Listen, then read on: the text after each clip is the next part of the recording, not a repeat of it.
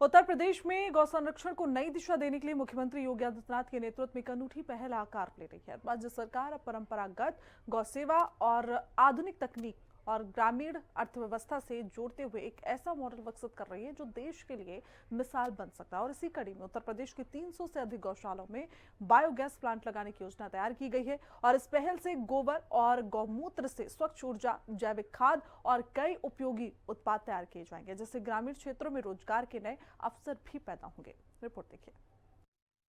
उत्तर प्रदेश में गौ संरक्षण पर योगी सरकार लगातार बड़े स्तर पर काम कर रही है और अब गौ संरक्षण केंद्रों पे यानी कि गौशालाओं पर अब योगी सरकार टेक्नोलॉजी बेस्ड बायो प्लांट लगाने की तैयारी कर रही है, जिसके लिए आईआईटी खड़गपुर के पूर्व छात्र और उनकी टीम 300 से अधिक गौशालाओं में काम करेंगे और बायो प्लांट लगाने का काम करेंगे, जिससे कि जो स्वच्छ ऊर्जा है और खाद भी बड़े स्तर पर किसानों को मिल सकेगी। योगी सरकार ने इसके लिए पूरी तरीके से अप्रूवल दे दिया है, जिसके बाद से अब जो किसान हैं जो उनको स्वच्छ ऊर्जा मिले, साथ ही साथ खाद मिले, इसके लिए गौशालाओं में बायो प्लांट लगाए जाएंगे। उत्तर प्रदेश के मुख्यमंत्री योगी आदित्यनाथ का मानना है कि गौ संरक्षण केवल आस्था का विषय नहीं, बल्कि ग्रामीण अर्थव्यवस्था को मजबूत करने का आधार भी है।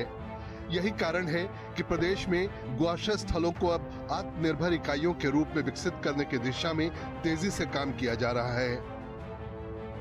आईआईटीएन को यूपी में दिखी अपार संभावनाएं। इस महत्वाकांक्षी परियोजना की अगुवाई आईआईटी खड़गपुर के पूर्व छात्र यशराज गुप्ता कर रहे हैं। उन्होंने एक प्रतिष्ठित सॉफ्टवेयर कंपनी का करीब 2 करोड़ रुपए का सालाना पैकेज छोड़कर गौ संरक्षण और ग्रामीण विकास के इस मिशन से जुड़ने का निर्णय लिया। यशराज और उनकी टीम का मानना है कि भारत की पारंपरिक गौ आधारित अर्थव्यवस्था को आधुनिक तकनीक के साथ जोड़कर एक स्थायी और लाभकारी मॉडल बनाया जा सकता है। जालौन जिले से इस परियोजना की शुरुआत होगी, जहां गौशालाओं में बायोगैस प्लांट लगाए जाएंगे। इन प्लांटों के माध्यम से गोबर से बायोगैस, जैविक खाद और बायो सीएनजी का उत्पादन किया जाएगा। युवाओं के लिए आजीविका का बनेगा नया मॉडल। उत्तर प्रदेश गौ सेवा आयोग के अध्यक्ष श्याम बिहारी गुप्ता के मुताबिक मुख्यमंत्री योगी आदित्यनाथ के निर्देश पर पहली बार वैज्ञानिक दृष्टिकोण से गौ संरक्षण को आत्मनिर्भर अर्थव्यवस्था से जोड़ा जा रहा है। इस मॉडल में पंचगव्य आधारित उत्पादों, गौमूत्र, गोबर, दूध, दही और घी को उद्योग से जोड़ा जाएगा। इससे युवाओं और स्वयं सहायता समूहों के लिए नए स्टार्टअप और उद्यमिता के अवसर खुलेंगे। राज्य सरकार पहले से ही गोबर आधारित पेंट, जैविक खाद और पंचगव्य औषधि उत्पादन को बढ़ावा देने की दिशा में काम कर रही है, जिससे गांव में छोटे उद्योग विकसित हों। मुख्यमंत्री योगी आदित्यनाथ लगातार इस बात पर जोर देते रहे हैं कि गौ संरक्षण को आधुनिक तकनीक और वैज्ञानिक दृष्टिकोण से जोड़ा जाए। सरकार ने गौ आश्रय स्थलों को आत्मनिर्भर बनाने के लिए कई योजनाएं शुरू की हैं, जिनमें प्राकृतिक खेती, बायोगैस उत्पादन और जैविक खाद निर्माण शामिल हैं। राज्य सरकार ने प्राकृतिक खेती और गौ संरक्षण को बढ़ावा देने के लिए करीब 2000 करोड़ रुपए की योजना भी शुरू की है। इसके तहत किसानों को पशुपालन और गौ आधारित खेती के लिए वित्तीय सहायता और ऋण सुविधा उपलब्ध करवाई जा रही है। इसके अलावा प्रदेश में बड़ी संख्या में गौशालाओं का निर्माण और विस्तार किया गया है, ताकि बेसहारा पशुओं को सुरक्षित आश्रय मिल सके और उनके माध्यम से ग्रामीण अर्थव्यवस्था को मजबूती दी जा सके। पंचगव्य वैल्यू चेन से बनेगा ग्रामीण उद्योग। यशराज और उनकी टीम पंचगव्य वैल्यू चेन के उद्योग उपयोग पर प्रशिक्षण कार्यक्रम भी शुरू करने जा रही है।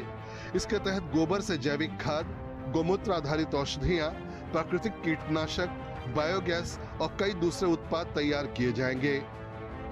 राज्य सरकार की योजना है कि गौशालाओं को ऊर्जा, जैविक खेती और ग्रामीण उद्योग के केंद्र के रूप में विकसित किया जाए।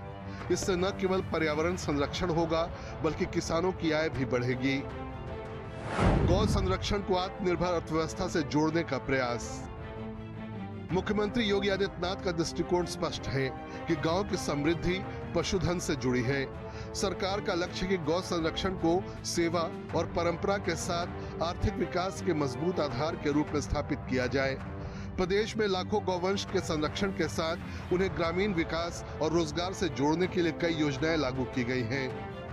राज्य सरकार का प्रयास है कि हर जिले में ऐसे मॉडल गौआश्रय स्थल विकसित हों, जो ऊर्जा उत्पादन, जैविक खेती और ग्रामीण उद्योग को बढ़ावा दें।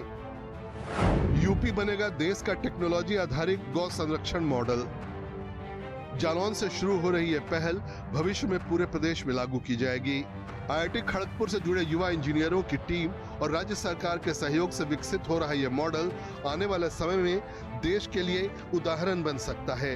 तकनीक, परंपरा और ग्रामीण अर्थव्यवस्था को एक साथ जोड़कर उत्तर प्रदेश गौ संरक्षण के क्षेत्र में एक नया अध्याय लिखने की तैयारी कर रहा है।